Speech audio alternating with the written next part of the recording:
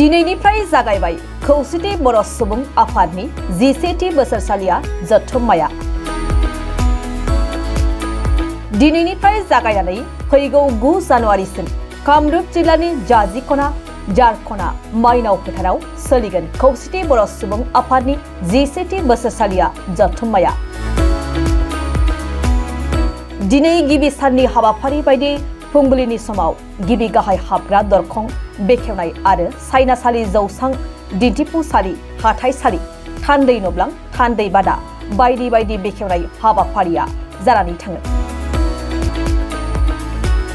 मख'नाय जायोदि दुलाराय आसामनि मोन 22 जिल्लाजों लोगोसे गुबुन नसुंसे रायजोफोरनिफ्रायबो गोबां थान्दैफोरा बाहागो लाफैगोन बे 11थि बोसोरसालिया जथुम्मायाव। गाबोन 8 जानुवारि नैथि सानाव आसामनि गिबि मन्त्रि डक्टर हिमन्त बिश्व शर्माजों लोगोसे आसाम आयेन आफादनि बुंथिगिरि बिश्वजित दैमारियाबो बाहागो लाफैगोन होननानै खुंफुं आफादा फोरमायदों। आफादनि 11थि बोसोरारि जथुम्मा दिनैनिफ्राय जागायदों। दासिमहालागै जि बेखेवनाय हाबाफारि बे बेखेवनाय हाबाफारिफोरखौ जों फोजोबबाय। थान्दै बिथांमोनहा मोनफैगासिनो दङ फारि फारियै। जोङो गासैबो रायजो राजाफोरनिसिम खौसेथि बर' सुबुं आफादनि जानानै गोदान बोसोरनि गाहाम हामलायनाय आरो मागो दमासिनि गाहाम हामलायनाय जासिदों आरो जोंनि मोनफ्रोमबो हाबाफारियाव बाहागो लानो थाखाय गासैबो रायजो राजाफोरखौ जोङो खावलायदों। जोङो बर' समाजनि जौगानायनि थाखाय जोंनि थान्दै मेल दिनैनिफ्राय जागायगोन। बे थान्दै मेलाव जोङो गोबां आयदानि सायाव सावरायगोन आरो सावरायनानै माखासे थांखिफोर जों नाजावगोन आरो बे थांखिखौ मावफुंनो थाखाय इयुननि सानफ्राव जोङो हाबाफारि लालांगोन।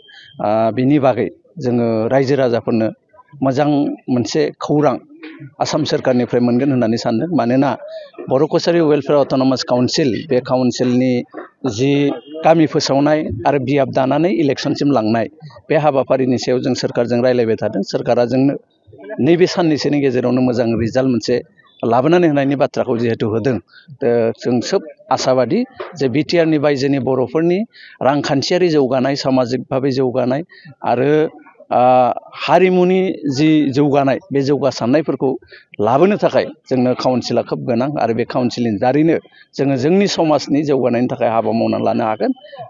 बे आसाजों गासैबो रायजो राजाफोरखौ जोंनिया मोनफ्रोमबो हाबाफारियाव बाहागो लानो आं खावलायबाय। जारिमिनारि सान महरै माबा मोनसे जानो हागौ नामा?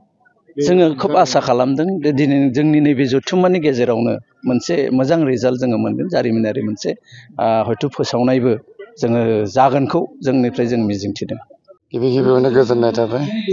आं गावखौनो गोजोननाय मोनदों। मानो होनब्ला खम समनि गेजेराव खौसेथि बर' सुबुं आफादनि जा 11थि बोसोरसालिया जथुम्मा बेखौ रङियानि सिङाव थानाय जारखना जाजिखना माइनाव फोथाराव जा मोनसे सानथामनि हाबाफारि लानानै खुंफुंदों। बेवहाय जोंनि बे कमलपुर काउन्सिलनि एमएलए दिगन्त कलिता बिथां लोगोसे आंखौ वार्किं प्रेसिडेन्ट खालामनानै आरो जेनेरेल सेक्रेटारि परेश चन्द्र बर'खौ जोंनि मेन कमिटि बानायनानै खौसेथि बर' सुबुं आफादा जा बानजाय आफाद दाफुंदों।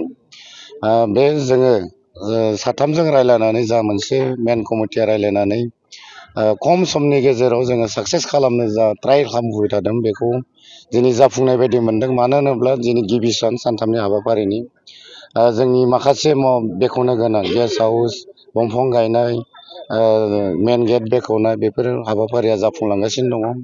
आरो मोनसे गोजोनथाव खोथा, जोंनि बेलेगफोर बोसोराव जेन माने गिबि सानखालिसो डेलिगेट्सफोरा सहैयो, नाथाय जोंनि नैबे जायगायाव रङिया जिल्लायाव मैयानिफ्रायनो डेलिगेटआ सफैगासिनो दङ आरो खोनानो मोनदों 5,000से सफैगोन गुबुन गुबुन जिल्लानिफ्राय आरो जोंनि जिल्लानि पाब्लिकफोराबो गेदारिं जागोन। आरो मोनसे खोथा गोजोननाय मोनदों, जोंनि बे कनफारेन्सआव खौसेथि बर' सुबुं आफादनि कनफारेन्सआव आरो जोंनि बानजायनायाव आसामनि गिबि मन्त्रि डक्टर हिमन्त बिश्व शर्मा बिथाङा गाबोन सफैनो ओंखारदों, फैगोन।